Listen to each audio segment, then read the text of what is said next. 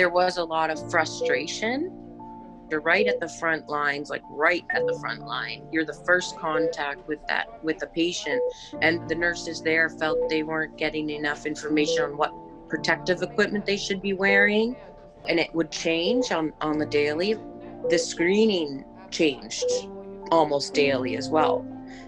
So there was a lot of frustration around that and just uncertainty.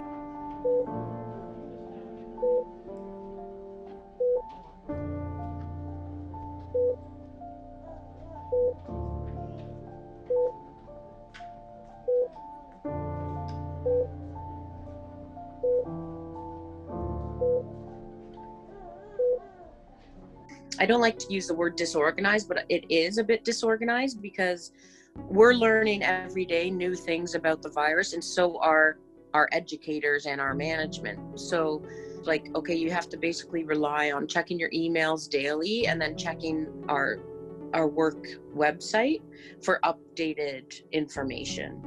Any information that I have about that is I've done on my own, my reading on my own, or from the news, which I rely on, partly, but it's high anxiety and high stress, for sure.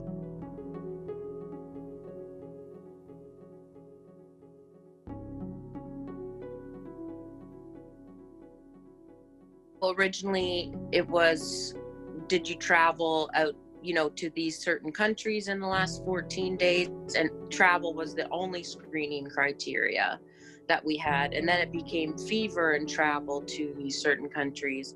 And then it became more symptoms, more focus on symptoms, and then any travel. And then travel just went out the window, and now it's focused only on symptoms.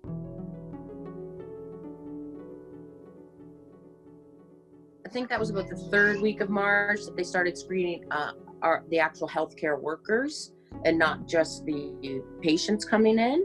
So you basically come in, they ask you some questions, like our screening questions is, are you feeling unwell? Have you had any contact with someone who's traveled recently, like in the last 14 days? Do you have cough, shortness of breath, runny nose, sore throat, or fever? And if you say no, then they scan your badge, which means you are saying to them, I'm healthy enough to work. And they scan your badge, and then you can go in.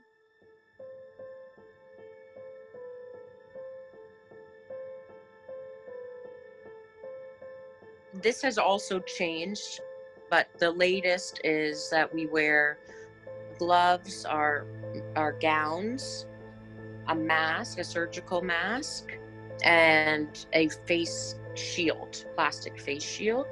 And then also sometimes you wear a bonnet on your hair. If the patient is known for sure positive to have COVID, you would be wearing an N95 only if you're going to be doing certain procedures.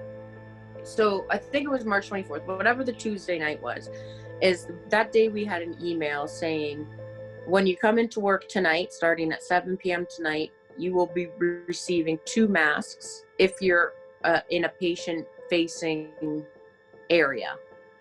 And you have 2 masks for your whole shift. You're expected to use those 2 masks and no more. And if you want another one, you have to contact your manager.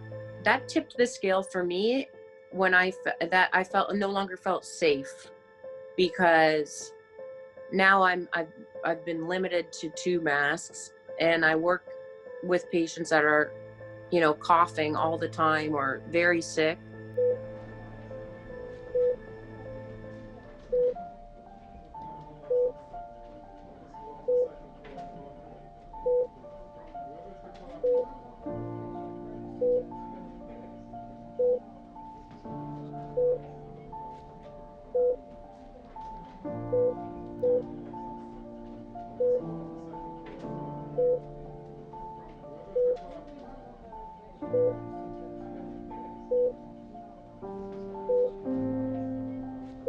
N95s, which are different.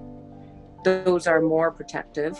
They said we should use it if we're doing the NP swab, which is the test for COVID. and you go right in, right in the person's nose and face. And then they said last week, oh, you don't need to wear it for that anymore. And this is what really scared me, is because I don't believe that that's based on science. I believe that's based on conservation measures. And so that scares me because I feel like it could be putting me and my family obviously at risk.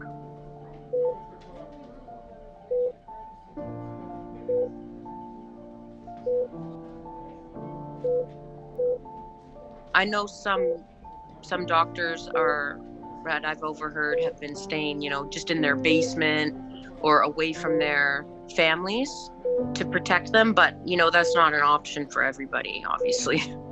It's very stressful. It's hard to talk about because I don't want to worry my family either. Um, I think my toddler, if she got sick, I would be very, very upset and full of guilt.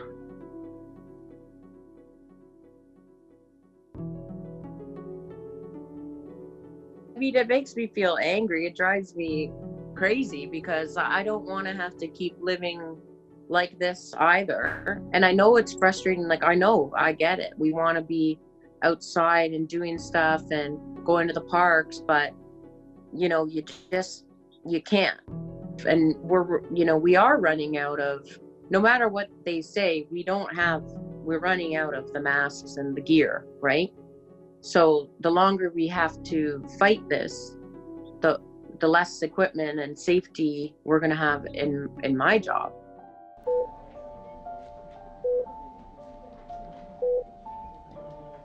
I think we should be getting hazard pay.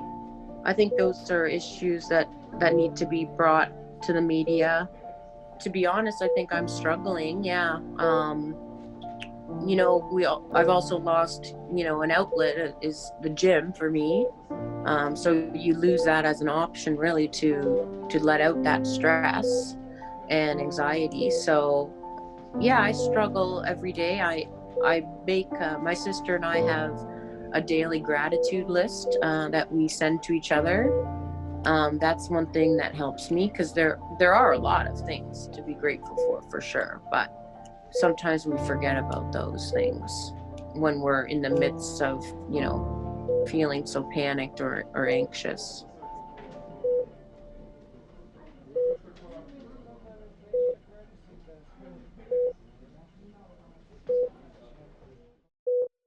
Thanks for watching.